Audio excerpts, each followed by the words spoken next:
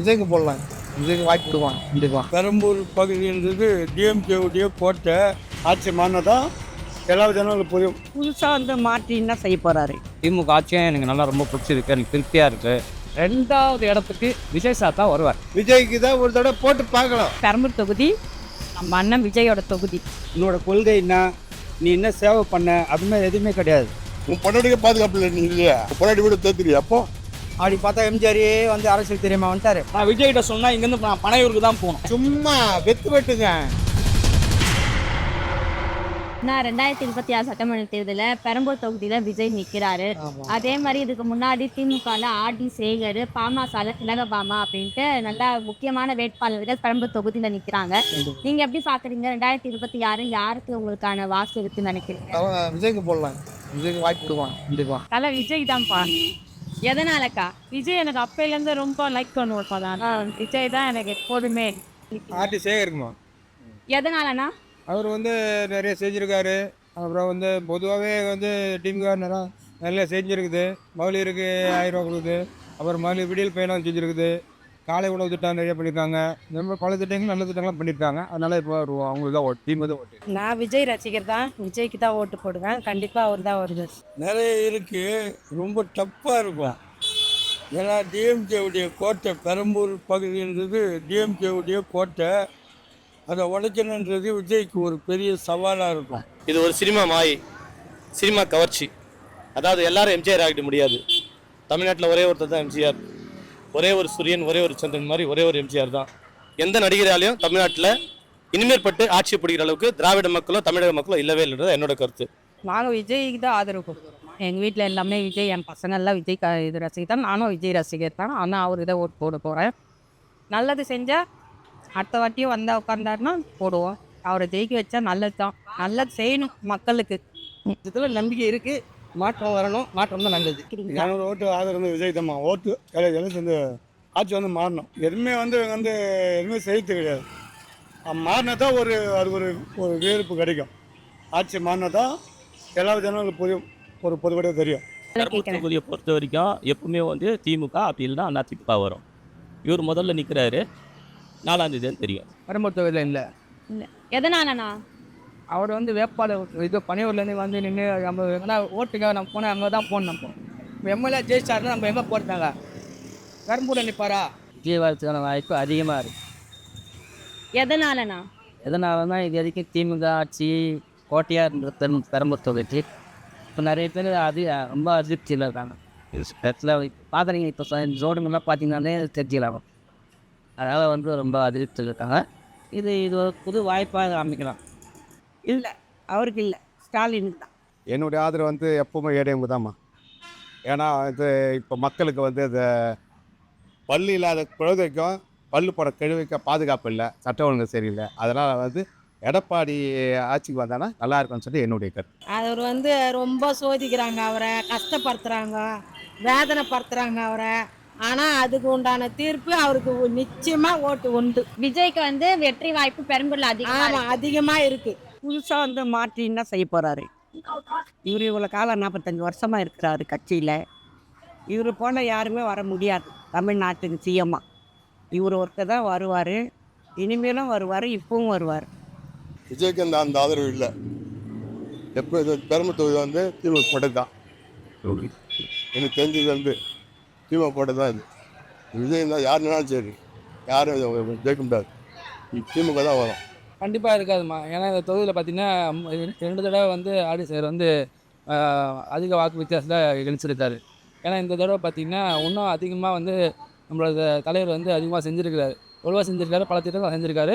இப்போவும் நிறைய வாய்ப்புகளை மக்களுக்கு, பெண்களும் குறிப்பாக பெண்களுக்கு கொடுத்துருக்கிறாரு. இப்போ புது கட்சியாக தான் வருமா வராதான்ட்டு யோசனை இருக்கும்போது தான் விஜய் வந்ததுனால எல்லோரும் விஜய் ரசிகர். நான் வந்து அஜித் ரசிகர். நான் கூட இப்போ என்ன பண்ணுவேன்னா, இப்போ அவர் சினிமாவில் இல்லை, நான் கூட ஓட்டு போடுவேன். என் ஃபேமிலியே வந்து விஜய் ரசிகர். நான் மட்டும்தான் அஜித் ரசிக்கிறேன். நான் விஜய் தான் ஓட்டு போடுவேன். இது முதல் தடவையாக நிற்கிறதுனால அவர் வெற்றி வாய்ப்பு கிடைக்குமான்றது டவுட் தான். ஏற்கனவே திமுகவோட எம்எல்ஏ வந்து நல்லா பண்ணுறாரு. திமுக ஆட்சியும் எனக்கு நல்லா ரொம்ப பிடிச்சிருக்கு, எனக்கு திருப்தியாக இருக்குது. எங்கள் குடும்பத்துக்கெல்லாம் நல்லா உதவி பண்ணியிருக்கிறாரு திமுக. அதனால் வந்து திமுகவை திரும்பி வரணும்னு ஆசைப்படுறேன், விரும்புகிறேன். பெரம்பூர் தொகுதியை பொறுத்த வரைக்கும் 2வது இடத்துக்கு விஜய் சார் தான் வருவார். முதல் இடம்ன்றது முதல் இடம் என்னை பொறுத்த வரைக்கும் திமுக தான். நீ எங்கே வேணாலும் கேட்டுக்கங்க. ஏன்னா அவர் நலத்திட்டங்கள் நிறைய பண்ணியிருக்காரு. விஜய்க்கு தான் ஒரு தடவை போட்டு பார்க்கலாம், அவரே வரட்டும்.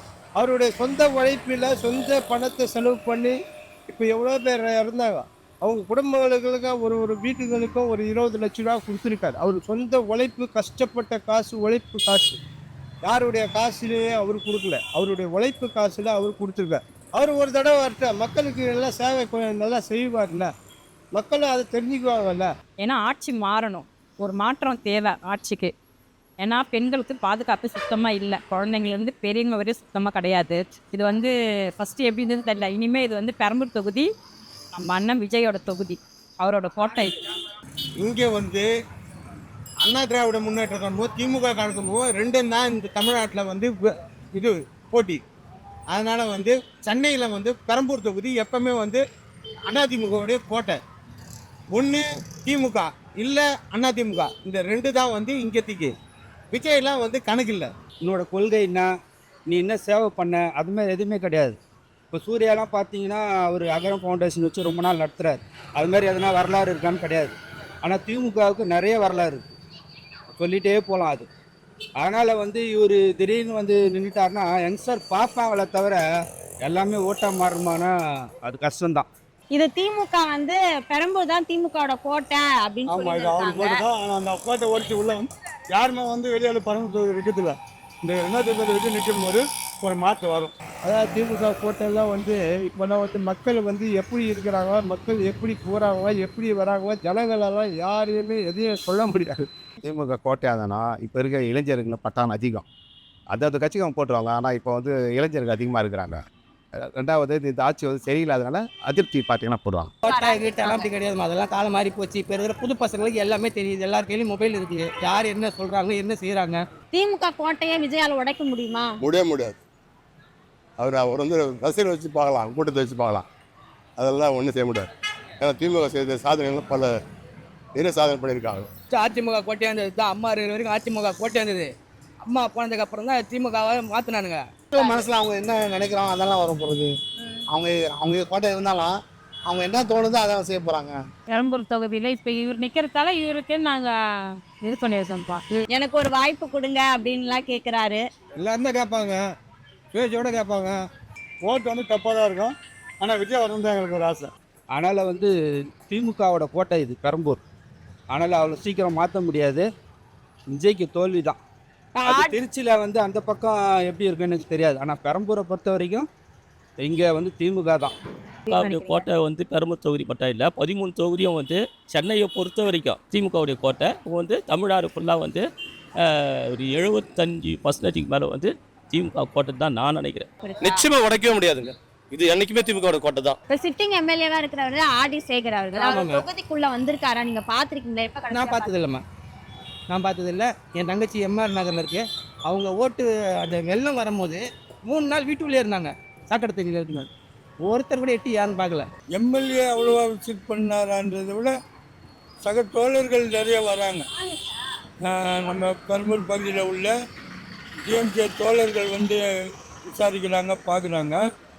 நான் ஆர்டி சேகர் வரைக்கும் எதுவுமே செய்யலையே. பப்ளிக்கு வந்து நான் பண்ண தண்ணி வரி போட, அந்த வரி போடன்னு எதுவுமே பண்ணல. இப்போ வேஸ்ட்டு செஞ்சுருக்காங்க, செய்யாமல் பண்ணல, செஞ்சுருக்காங்க, நல்லா தான் பண்ணுறாங்க. சரி, அவங்க இப்போ புதுசாக வரணும்னு நினைப்பாங்களா? மாற்றி ஒரே கட்சி இருக்கனால புதுசாக வரணும்னு நினைக்கிறது மனசில் என்ன இருக்குல்ல.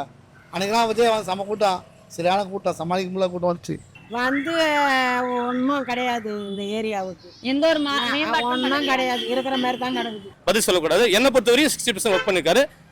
ஆர்டி சேகர்ன்றதை விட எம்எல்ஏன்றதை விட டிஎம்கே உதயசூரியன்ற ஒரே சின்னமும், அண்ணா அறிமுகப்படுத்தின உதயசூரியன்ற சின்னமும் தலைவரோட கருப்பு சிவப்பு தான் இன்னைக்கு தமிழகத்தை ஆளணும், இனிமேற்பட்ட ஆளுன்றதான் என்னோட தாழ்மையான கருத்து. செஞ்சிருக்காங்க. அப்படி இருந்தும் இப்ப விஜய்க்கான வாய்ப்பா ஏன் பாக்குறீங்க? எல்லாரும் விஜய் விஜய் விஜய் விஜய் அவருக்கு ஒரு வாய்ப்பு கொடுத்து பார்ப்போமே. எல்லாரும் செய்கிற மாதிரி இவர் என்ன செய்கிறாரு பார்த்து கொடுத்து பார்ப்போம். விஜய் என்ன பண்ணுறாரு. இது வரைக்கும் டிஎம்கே தான் போட்டிருக்கோம், பார்த்ததே கிடையாது. தாயங்கிற கவியாவது பார்த்துருக்கோம், அவரை நாங்கள் பார்த்ததே கிடையாது. அவர் 5 வருஷத்துக்கு முன்னால் பார்த்தோம், இது வரலையும் இன்னும் பார்க்கல. அவரை ஓட்டு கேட்க வந்தார், இது வரலையும் நாங்கள் பார்க்கல எங்கள் தெருவில். சொல்ல முடியாது, புதுசாக வர போகிறாரு. சினிமாவில் வந்து நாங்கள் எல்லாம் பார்த்து ரசிச்சிருக்கிறோம். அரசியலில் வந்து இப்போ முதல் தடவையாக எம்எல்ஏ நிற்கிறதுனால ஒரு வருவாரா இல்லைன்னு மக்கள் வாய்ப்பு தருவாங்களா இல்லைன்னு தெரியாது. ஏற்கனவே இங்கே வந்து மக்கள் வந்து திமுகவில் நிறைய பயன் அடைஞ்சிருக்கிறாங்க. நானும் அடைஞ்சிருக்கிறேன், எங்கள் குடும்பமும் அடைஞ்சிருக்கு. அதனால் எங்கள் ஓட்டு வந்து திமுக. இதுவரையும் கேள்விப்பட்டதில்லை, ஆனால் பேர் மட்டும் கேள்விப்பட்டிருக்கேன். இப்போ இதுவரையும் கவுண்டரில் பார்த்தது தொகுதிக்கு வரலன்னு சொல்றீங்க? தொகுதியே இல்லையாம்மா, தொகுதியில் இருந்தாலுமே கேட்குறது. நிறைய செஞ்சுருக்காருன்னா அந்த கொருக்குப்பேட்டையில் வந்து குப்பை நிறைய இருந்தது, அதை வந்து பயோமனிங் பண்ணியிருக்காரு 630 கோடியில். அது இல்லாமல் நிறைய பஸ் ஸ்டாண்டு கட்டியிருக்காரு, பார்க்கு டெவலப்மெண்ட் இருக்குது, நிறைய செஞ்சுருக்காரு அவர். ஏன்னா 2 முறை வந்து ஆர்டி சேகர் வந்து நின்னார், எதுவும் செய்யலை அந்த தொகுதிக்கு. அது பரவாயில்ல, எல்லாருமே தெரியும். அவங்க கட்சியை சேர்ந்த கூட அவருக்கு மாற்று கட்சியாக போடுவாங்க. நம்ம அவரை அவ்வளோ பார்த்தது கிடையாது. எல்லாமே ஆளு கட்சி தான் செய்கிறாங்க, ஆளை பார்த்து தான் செய்கிறாங்க. யாருமே பொதுமக்கள் செஞ்சார், அவன் வர சம்பாதிக்காம போயிடுறாங்க. ஏழைங்களுக்கு யாரும் செஞ்சு கிடையாது. இவர் வந்தால் ஒரு மாற்று வரும், ஜனங்களுக்கு ஒரு ஜன பேப்பில் வந்தால் விஜய் வந்து நான் எதிர்பார்க்குறோம். ஆளுங்கட்சி மேலே நிறைய விமர்சனம் இருக்கும். அடுத்த மாநிலங்களோட ஒப்பிட்டு பார்க்கும் போல நம்ம மாநிலத்தில் குறைவு, அப்படி தான் இவங்களும் சொல்கிறாங்க. பெண்களுக்கான பாதுகாப்பு நான் தரேன் அப்படின்றாரு. உன் பொண்டாட்டிக்கு பாதுகாப்பு இல்லை நீ இல்லையா? உன் பொண்டாட்டி கூட தேத்துறியா? அப்போ அவர் எந்த வகையில் மாற்றம் தரான்னு எதிர்பார்க்கறத பற்றி எனக்கு சரியா தெரியலங்க. ஏன்னா ஒரு குடும்பத்தையே பார்க்க முடியாதவர், அட்லீஸ்ட் அவரோட மனைவியை கட்டி காப்பாற்ற முடியார், எப்படி பெண்களுக்கு பாதுகாப்பு தருவார்? எனக்கு ஒரு வாய்ப்பு கொடுங்கன்னு சொல்லி கேட்குறாருல்ல. அது வந்து மக்களை சந்திக்கணும்ல. டெம்போ டிராவட்டில் நின்று டாட்டா காட்டுறதுன்னு ஒரு விதமா இறங்கி மக்கள் காலத்தில் மக்கள் சந்திக்கணும். ஒரு பெண்களுக்கு பாதுகாப்பு தரனா பெண்களை மதிக்கணும். முதல்ல தான் குடும்பத்தை மதிக்கணும், தான் மனைவி மதிக்கணும், தன்னோட தாய் தகப்பனை மதிக்கணும். அதையே மதிக்காதவர் எப்படி தமிழ்நாட்டை பார்ப்பாரு, தமிழ் மக்களை பார்ப்பான்னு நினைக்கிறீங்க? எந்த விதத்தில் சரியான கருத்து? என்னை பொறுத்தவரை தவறான கருத்து. அவருக்கு அரசியல் தெரியலலாம் சொல்றாங்களே. அரசியல் தெரியாமல எல்லா படத்துலையும் அரசியல் பேசி தான் வந்திருக்காங்க. அப்படி பார்த்தா எம்ஜிஆரே வந்து அரசியல் தெரியாமல் வந்துட்டார், பேசித்தானே வந்திருக்காரு. அரசியல் தெரியாமல் இவ்வளோ ஸ்ட்ராங்காக பேச முடியாத. எல்லாம் கற்றுன்னு எல்லோருக்கும் அவர் ஏஜுக்கு என்னவோ அதை கரெக்டாக பண்ணுறாரு. இந்த ஏஜுக்கு அந்த அரசியலை கொடுத்தோம்னா இன்னும் ஒரு 30 வருஷத்தில் அவர் சூப்பராக ஆகிடுவார். விஜயகாந்த் அன்னைக்கு அவர் வந்தப்போவே எதிர்கட்சி தலைவராக வந்தார். ஃபஸ்ட்டு ஒரே ஒரு தொகுதியில் ஜெயிச்சார், அடுத்து எதிர்கட்சி தலைவராக வந்தார். இப்போ அவர் ஜெயலலிதா கூட சேர்ந்து எதிர்கட்சி தலைவராக வந்தார். ஆனால் இவர் தனியாகவே எதிர்கட்சி தலைவராக கூட வர்றதுக்கு இந்த வாட்டி வாய்ப்பு இருக்குது. இந்த தொகுதியை பொறுத்த வரைக்கும் யார் கெளிச்சாலும் அவளை ஈஸியாக கெளிக்க முடியாது. கடுமையான போட்டிக்கு நடுவில் தான் இந்த வெற்றி வாய்ப்பு கிடைக்கும்னு நான் நம்புகிறேன். இன்னைக்கு அவரை வந்து சாதாரண ஒரு மனிதனாக போய் நான் இந்த பெரம்பூர் தொகுதியில் ஒரு ஓட்டு உறுப்பினர் இருக்கு வந்து நான் போய் என் குறைகளை வந்து நான் விஜய்கிட்ட சொன்னால் இங்கேருந்து நான் பனையூருக்கு தான் போகணும். ஆனா இப்ப விஜய் வந்து பெரம்பூர் தொகுதியில மட்டும் நிக்கல, திருச்சி கிழக்கு தொகுதியிலும் நிக்கிறாரு. இப்ப ரெண்டுத்துலயும் அவர் ஜெயிச்சுட்டாருன்னா ஏதாவது ஒண்ணு ராஜினாமா பண்ண வேண்டியது. சரி, எதை பண்ணுவாருன்னு நினைக்கிறீங்க நீங்க? அவர் எல்லாமே பண்ணணும். அவர் எல்லாமே அவர் நம்பி போடுற மக்களுக்கு. ஜெயலலிதா 2 தொகுதி நிற்கிறாங்கல்ல, அது சட்டத்தில் இடம் இருக்குல்ல. சட்டத்தில் இடம் இல்லைன்னா அவங்க நிற்க போகிறாங்க. நீங்கள் நிற்கக்கூடாது, ஒரு தொகுதியில் நிற்கணும் அப்படின்னா ஒரு தொகுதி நின்று போகிறாங்க. இதில் என்ன தப்பு இருக்குது?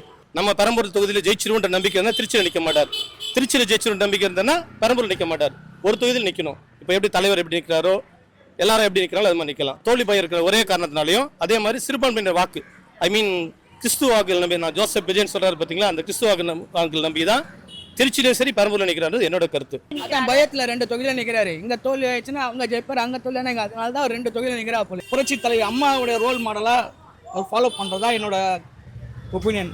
ஏன்னா அம்மா கிட்டத்தட்ட வந்து 2 தொகுதியில் நின்னாங்க, பர்கூர்லேயும் காங்கேயத்துலேயும். ஒருவேளை இரும்பு மங்கையான புரட்சி தலைவி அம்மா அவர்களின் ரோல் மாடல் அவர் ஃபாலோ பண்ணுறாரா என்னன்னு தெரியல.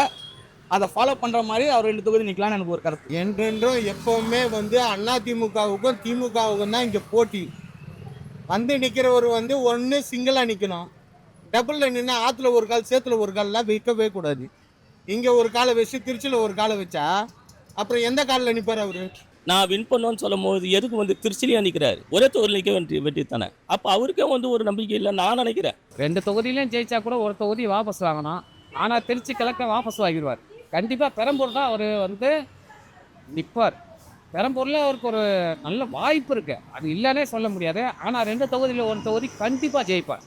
சீரகத்தில் நிற்க சொல்ல பார்ப்போம். சீரகத்தில் நிற்க மாட்டார், ஏன்னா அவங்க வந்து ஃபுல்லாக இண்டூஸ் தான். இது வந்து அவன் பேர் ஜோசப் அது கிறிஸ்டின் வச்சு அவன் நிற்கிறாங்க, வேற எங்கே நிற்க முடியாது. ஜாதி பார்த்து விஜய் நிக்கிறாருன்றீங்க, ஜாதி சமூகம் பார்த்து விஜய் நிக்கிறாரு. அதான் மதம்.